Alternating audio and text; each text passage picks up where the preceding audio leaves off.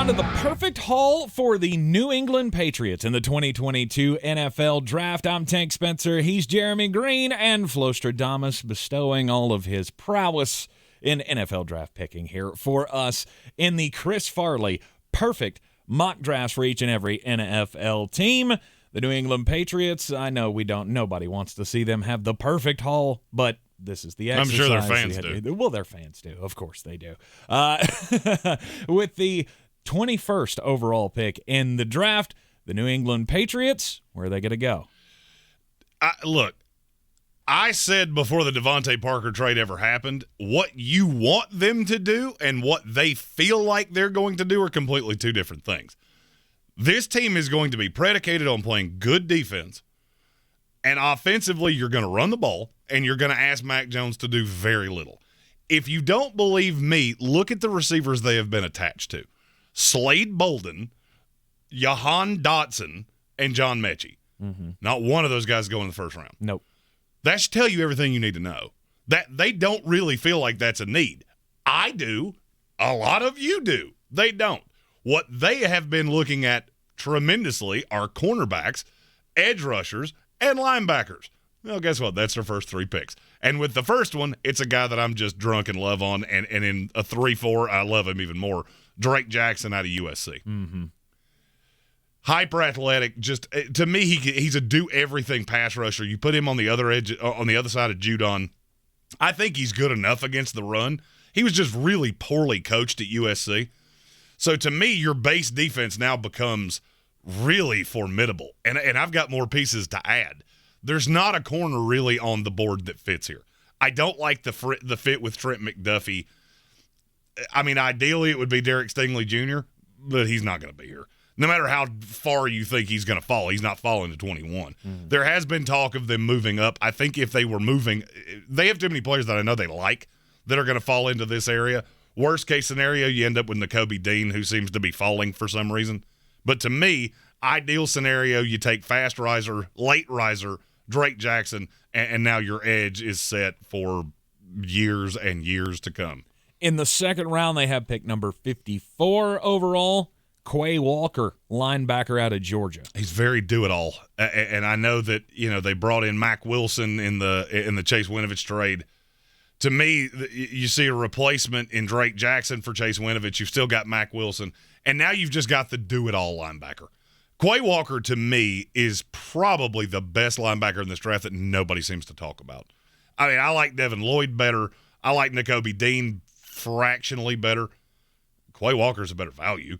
To me, there's no size limitations. There's no any of the things that come up with Nakobe Dean. He has that same level of heart, and I think he's more scheme versatile.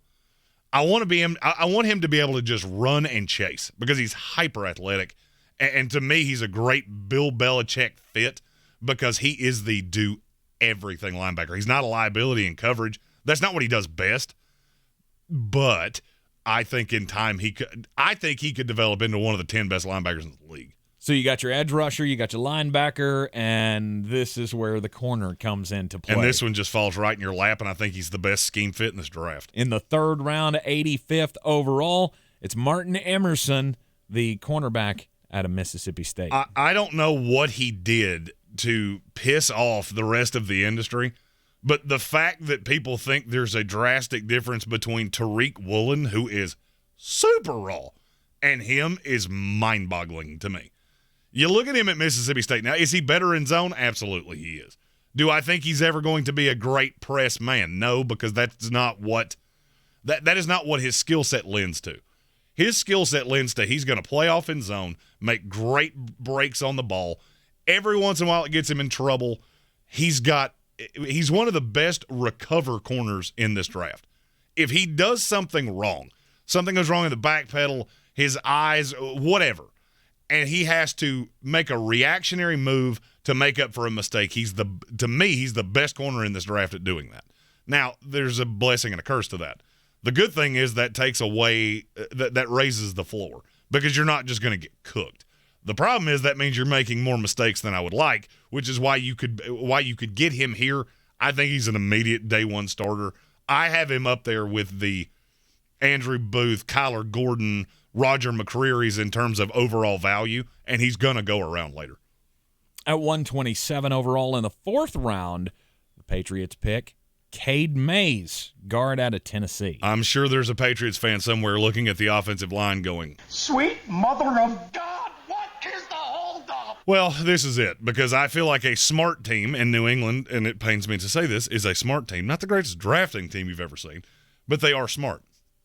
Cade Mays is, and this is a lazy comparison because he played with this guy at Tennessee, he's Trey Smith of this year. People are undervaluing him. I cannot figure out why. I think to me, he's a day one starter. The problems for him were when he swung out wide. He's not a tackle. I mean, just flat out, he's not. Neither was Trey Smith. Well, you saw he went into Kansas City, played the vast majority of the year, and was one of the best rookies in the NFL. I could see Cade Mays doing the same thing, especially when you look at what he would be surrounded by, having Isaiah Wynn and Michael Onwenu, God, that's hard for me to say, and Trent Brown. These are gigantic humans. So a little bit of the undersized in Cade Mays gets wiped out. To me, he's the immediate starter at right guard, and that would be one of the best value picks in this draft. In the 5th round, 158 overall, the first of 2 picks in the 5th for the New England Patriots, Darien Butler, linebacker from Arizona State. This, to me, is a Bill Belichick special because he is ridiculously athletic, but right now he is more athlete than he is football player. The athleticism is what's going to get him drafted. The ability to defend in coverage is going to get him drafted.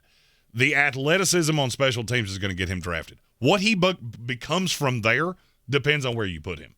He is undersized. I mean, 5 years ago, he wouldn't have even been a tweener. This would have been, he's too small to play in this league. And I know that's not what Bill loves. I get that. I think he comes in as an immediate special teams contributor.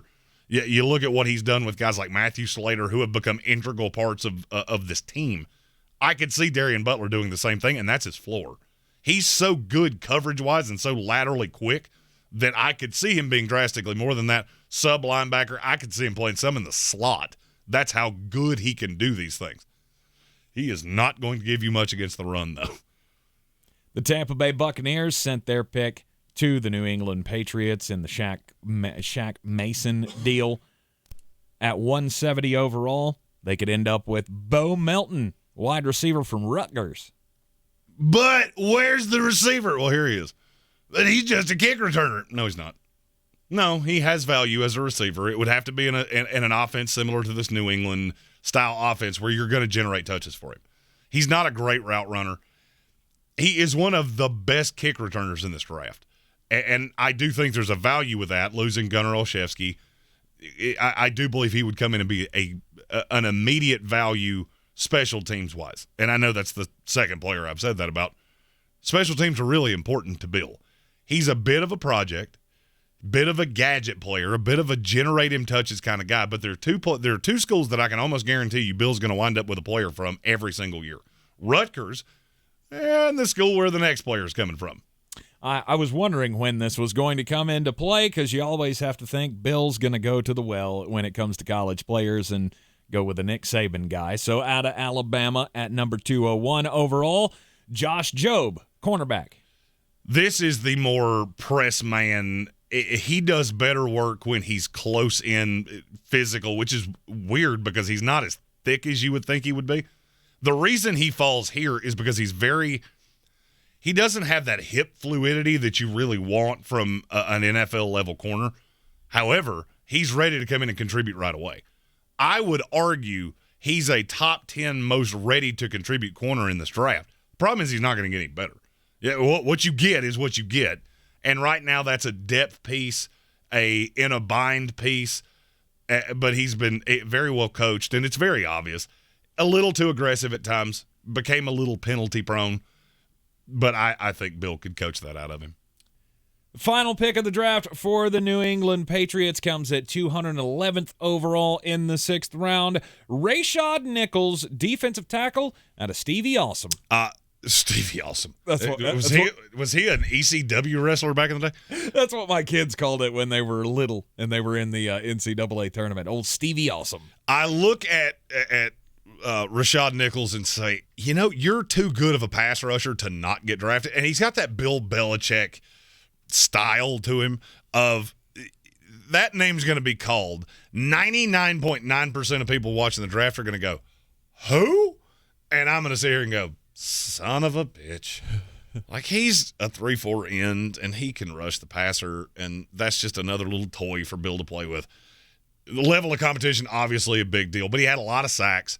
And no matter really the level of competition, that does matter. No matter how lowly the competition is, if you can get after quarterbacks, you can get after quarterbacks. Now, can you get into the league and, you don't have any moves, or you're not strong enough, or you're not big enough, or whatever the case may be? Absolutely. But this is the kind of player, to me, if you're going to go small school, you take the risk on, because I've already seen you be hyper productive. Now it's just rounding you into form, finding a role for you, and I think New England is probably the best place he could land in the draft. The Chris Farley perfect mock draft for the New England Patriots. Patriots fans, you may want a wide receiver at the top, but Bill loves his defensive guys. And I don't think you're going to hate Drake Jackson. I really don't. I feel like somebody is in the comments right now, or is watching this, getting ready to type out in the comments. Let me tell you why I suck.